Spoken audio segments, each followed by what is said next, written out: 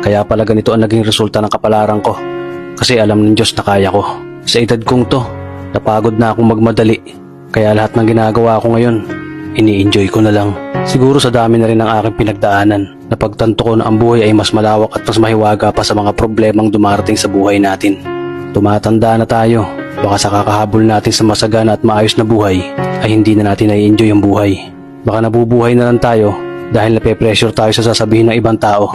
Marami na rin akong mga naging maling desisyon sa buhay, pero lahat yun nagsilbing aral sa akin at natuto ako sa mga pagkakamali ko. May mga taong sobra nating mamahalin at bibigyan ng halaga, pero ibabalik lang sa atin ay kabiguan at matinding trauma.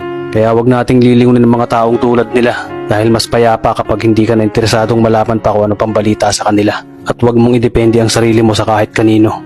Tandaan mo, kahit sarili mong anino, iiwan ka din nito kapag madilim na ang paligid mo. Kailangan natin matutunan na huwag ikumpara ang sarili natin sa iba dahil hindi natin laban ang laban nila. Karera mo to, di nila karera. Dahil ang buhay ay hindi naman nasusukat sa kung sino ang mayaman, kundi kung sino ang payapa. Kaya galingan mo lang palagi tol dahil napakaraming tao mapanghusga, hihilahin ka pababa at lagi mo tong tatandaan.